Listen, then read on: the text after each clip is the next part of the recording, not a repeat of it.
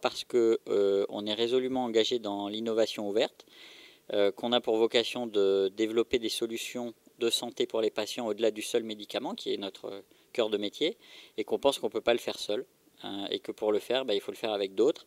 Et le format du hackathon est tout à fait en ligne avec ce qu'on veut faire, c'est-à-dire rassembler des gens qui ont des profils différents autour de problèmes de patients, parce que c'est le point de départ, et puis sur un format très condensé, d'essayer de produire des solutions qui soient les plus adaptées possibles.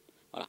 Et puis par ailleurs, on est très engagé en France, hein, on a un quart de nos effectifs en France, on a énormément d'employés dans ce pays, on est une entreprise française, mais on a aussi à cœur de nous engager dans l'innovation française et régionale, et c'est la raison pour laquelle on est particulièrement fiers de nous associer au plus grand hackathon en santé d'Europe que vous organisez. Il faut qu'on arrive à surmonter les frontières, à casser les silos qui peuvent exister entre les grands groupes et les plus petites entreprises, entre les gens qui ont des idées et puis les sociétés qui ont plus de moyens pour les développer, entre les professionnels de santé. Je trouve que on souffre trop parfois des préjugés qu'il peut y avoir entre les mondes, et que quand on y met un terme et qu'on se met tous ensemble autour d'un problème de patient, on transcende complètement ces limites qui pour moi sont souvent artificielles, et on est capable de produire des choses assez formidables. Le concept du hackathon, qui consiste à rassembler des designers, des développeurs, des professionnels de santé, parfois des patients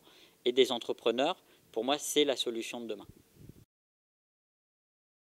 Parce qu'on pense que le numérique ouvre un champ d'opportunités considérables dans le domaine de la santé pour connecter les acteurs, que ce soit les professionnels de santé, les patients ou les deux, et qu'on est dans un système de santé qui souffre encore, à mon avis, de sa fragmentation relative entre la ville et l'hôpital, le médecin, le pharmacien, le spécialiste, le généraliste. Donc pour nous, le numérique, il ouvre tout un champ de solutions possibles pour améliorer l'observance, l'éducation, le suivi des patients.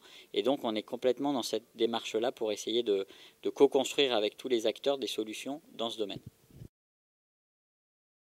Je dois dire que je suis assez bluffé par l'énergie et les vibrations. Moi j'ai vécu au Mexique et on parle d'ondes, on dit buena onda au Mexique. Voilà, j'ai vraiment senti ça hier, notamment au moment des pitchs, que ce soit les startups le premier jour ou les pitchs de projets hier soir. Il y a une énergie absolument phénoménale. On sent vraiment, voilà, une envie de casser les frontières et de proposer des solutions. Donc à titre personnel, c'est un grand plaisir, et je suis même un peu frustré de ne pas m'être mis dans une équipe, donc je le ferai la prochaine fois.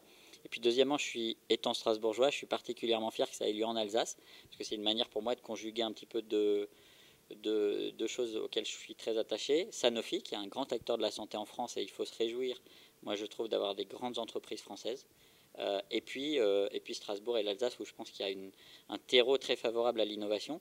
Et donc si je peux, à mon niveau et avec mon équipe, contribuer à ce que ça prenne de l'ampleur, j'en serais très heureux. Quand même, je voudrais quand même rendre hommage à ce que vous faites, parce que vraiment, d'abord, je sais que c'est un travail colossal. Je trouve ça très très bien organisé. Il y a beaucoup d'énergie. Vous êtes des catalyseurs d'énergie positive, et je trouve qu'on en a beaucoup besoin en France. Donc je voulais vous remercier et vous rendre hommage pour ce que vous faites.